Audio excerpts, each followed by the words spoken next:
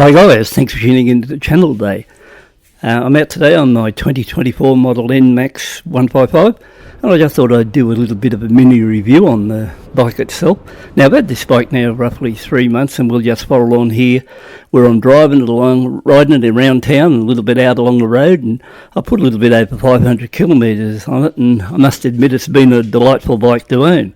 So if you want to hear any more about this one or what I plan on doing with and stuff like this, well, I'll carry on now.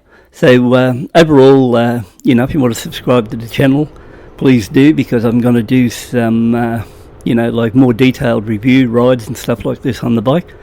I'm in Australia, and naturally in this area, well, we've got some nice flora, fauna, all stuff like that, where I can get out there and photograph it. Nice scenery as far as a few waterfall, mountain ranges, things like that, where we can get out there and take this bike out and show it at its best and show you a bit of the countryside at the same time.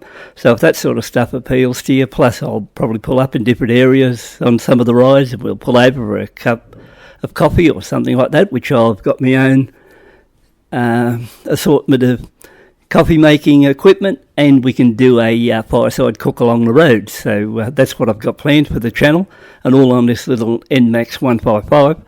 And I think it should be a really enjoyable experience for you to come along, and we'll take her out. We'll take the drones with it too and fire them off, apart from a couple of different cameras, and we'll just see if we can make this a really interesting little channel where we can go out in different places to ride, and also to the gold fields and things like that, where we can get everything into it.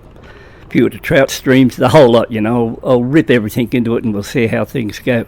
Now the other thing is, apart from that, I think that would cover that side of it. So if that appeals to you, please sub to the channel. So we'll get off that subject now and we'll get on to the review on the bike. So I've had the bike, like I said, for roughly 3 months. I've clocked up a bit over 500 kilometres, and so far it's been a really good ride. Trouble-free, no drama, and what I like about it, I'll just break it up into two things. It's a nice handling little bike. It's a even for 155cc, it weighs 130 kilos. And it's got a seat height of 765, I believe. Now, as far as things go, even though it's only a 765 seat height, it sort of spreads your legs a bit, so it's not like if you're riding an actual motorbike. If you're on a seat height of 800, and you can put both feet flat. For some reason on scooters they've got a bit of a spread in the seat there, and when you sit on them it sort of spreads your legs out a bit more, and they're not as easy to get hold of. But as far as plant your feet on the ground. But once you get going on this little one, it's just like a glorified push bike with a motor, because it's so easy to get on, ride around, zoom around, and have a lot of fun with it. And the best thing about it's got really good handling on it, so it's really nippy. You can rip it through the traffic, you could say. You can cut through that quite easily, and if you see anything like potholes and that coming up, you can swing it left and right. You have no trouble at all, because it's such a nice little lightweight bike to ride. Now it's got safety features too. It's got dual channel ABS braking. It's also got traction control, and it's got a stop-start system where, I've never used that one myself, but it's there in case you ever want to use it. So as a rider's point of view, like the seating position's a little bit on the hard side, but we'll get into that later. But it's more upright. You got your platform there for your feet, and if you want to, you can park your feet forward and use the like a 45-degree angle where you can throw the legs to give you a little bit more stretch room. I've tried that a couple of times, don't like it much, so I haven't used it at all in that line. So as far as things go, the mirrors are pretty clear to see out of. There's no trouble whatsoever seeing out. The only problem is they catch your elbows in the mirrors when you're looking behind you, and you have a little bit of trouble seeing what's going on behind you. Now the way out of that would be to put extensions on the stalks of those mirrors and give you an inch or so clearance, and you see how you're going that way. Now another thing about these X-Max, or this particular one, I don't know what the other ones are like, when you kick them over, they've got some sort of a starter motor system where they're very, very quiet, so they just kick over with just like no, compared to a motorcycle where you hear the starter motor gauge and then crank it and then fire the motor. These just kick over with no effort whatsoever, and the exhaust note, I would say, from this scooter is not what you call inspiring. So it's not, nothing to get excited about. But the main thing is, once you get mobile, if you've got to go for the anchors, the dual channel ABS works really well. The front one, brake alone, is okay to slow you down a bit, but if you go for the left brake, which incorporates the dual braking system, like front and rear, the ABS braking system, it's a savage one. So if you combine everything at once, it'll slow you down very, very quick. Now, it runs on 13-inch rims with tubeless tyres, which is a plus, because where I'm planning on riding out along the road and that, a tube tyre bike or scooter, whatever the case would be a bit of a hindrance, and that means I can bring along my air pump with me and puncture repair kit, and if I get any drama out along the road, well, I can at least have a go at fixing it myself out there rather than being caught. Now, the other side of it is the suspension. I wouldn't class as really good in stock form because, I do find it hits the bumps a little bit hard up front in the steering. Now, while we're on that subject there, I believe that these come with 10-weight steering oil in the front section, in the front suspension. So I'm going to pull the forks out later on, and I'm going to change that fluid to 20 weight, and I think it should ride the bumps a little bit better from the initial hit there.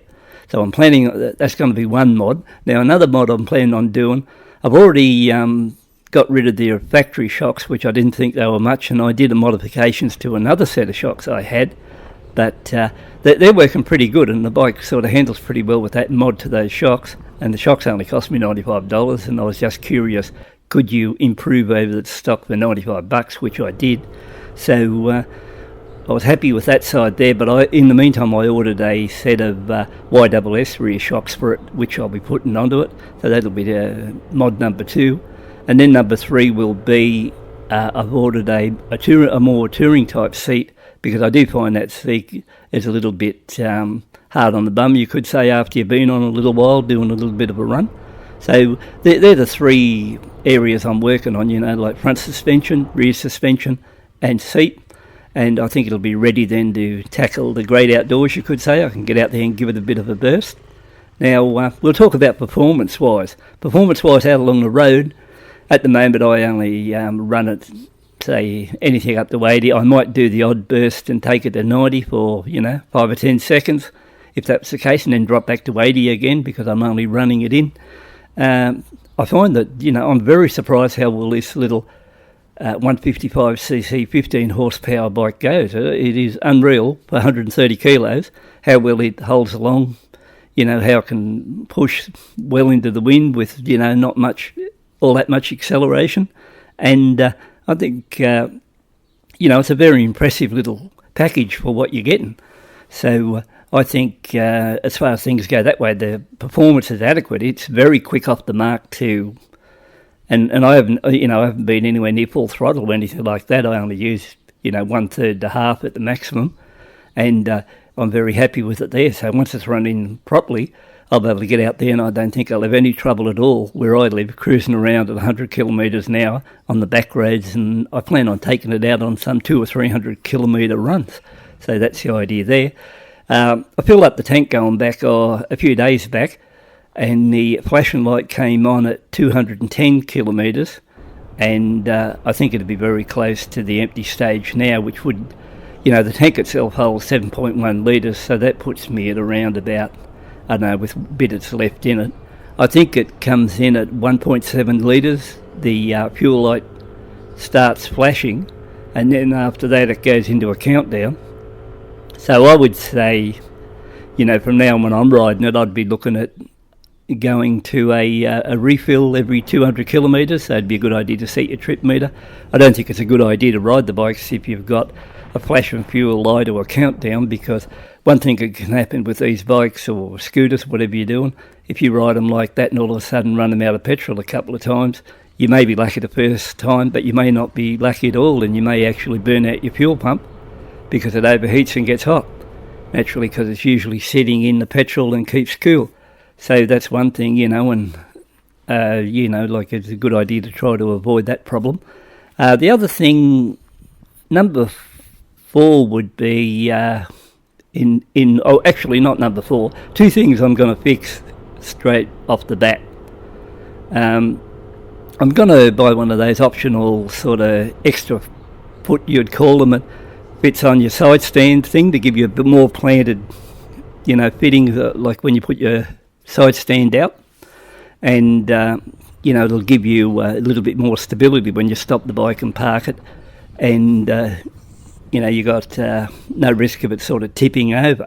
But what I don't really like about in the Nmax, and all scooters I suppose in particular, is you've got to be very careful when you put the side stand down that the side stand, or you're not on the slide angle, and the side stand moves the bike forward and the bike falls over on you. So I don't know what could be done there. I was looking at it and I was thinking it's a fairly flimsy spring system there. It's a wonder they haven't tried using a heavier duty spring to hold it up and, give it a little bit more stability. So that's one thing I was looking at. Number two would have been on the front mudguard, the back of the mudguard or towards the motor would be very short there, and it's got a habit of, by the looks of it, of picking up mud, dirt, anything else and throwing it onto the motor or maybe into the motor. I'm going to put a extra mud flap effect on the back section of that one there to stop rubbish going into the front part of the motor, which may cause issues further down the track. So they're two things I'm going to work on shortly. And the next thing would be when it gets up to the 1,000 kilometre mark, I'll do my own oil change, and I'll probably be doing regular oil changes on this because naturally these bikes haven't got what normal bikes you could class as having an external or an additional oil filter. All they got is that oil screen inside the bottom of the motor, and I think a smart idea with a scooter like this one would be to give it regularly oil changes compared to just taking a risk and saying, I'll change what I want to, because the other thing I'm just wondering, I don't know if it's available at the moment, whether or not there is the option of you could pick up a magnetic sump plug and fit one of these to it, because I used to run the magnetic sump plugs on the CT125 trails in the Honda range and a couple of the other bikes, and they do a really good job on bikes which haven't really got what you class as really good filtering systems as far as ones that have got the external oil filters. So these are the few things I've got going at the moment. I've had this bike out at the moment, or scooter out, with two up on it, the wife and myself. So I'm 5'9", weigh 85 kilos. The wife's a bit over 5, or around 5 foot with 50 kilo weight.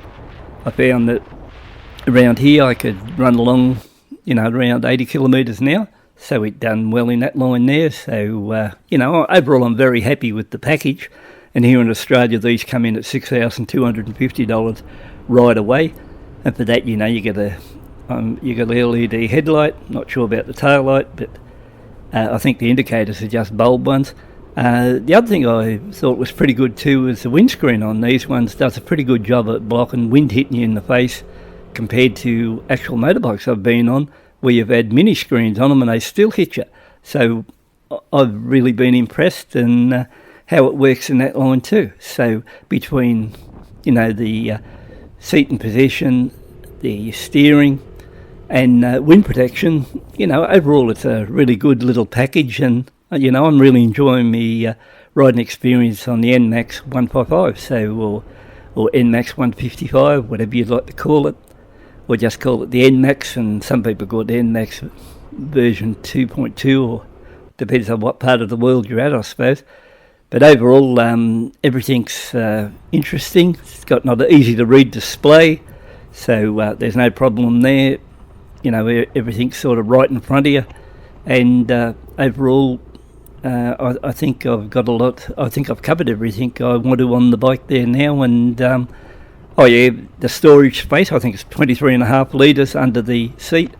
It's not huge, but it's good enough for me to put some some roadside cooking stuff in there, and a drone and a couple of other things under there, and I can go out with a full tank and maybe carry an extra 1 litre of petrol with me just in case, and I think I could have some really good days on this one. So once again, I think we'll call this quits now on this one. This is a good first off, I think, hit of the review on a bike that's done a bit over 500 kilometres, and hopefully you'll come back and want to look into it and see how I go with on these few of these ventures we got planned to get out and give this bike a little workout. So overall, I appreciate it if you've managed to hold in this long to listen to what I've had to say about the bike, and I've put on different footage of that and a bit of drone. I've even done a little bit of off-road sort of dirt running along a track where I had to go from one point of a bitumen road over to another one, and it handled that pretty well too. You could feel the traction and control engage on slippery sections along that one there, where it sort of bogged down and got into it, no wheels slip, and away it went. So overall, pretty impressive little package for the price, and I think I'll get a lot of fun out of it, and I hopefully see you guys back here again. And don't forget, if you're really keen, sub to the channel. I'm pretty sure you'll get a fair bit of interest in it, and we'll call it quits on this one, and bye for now.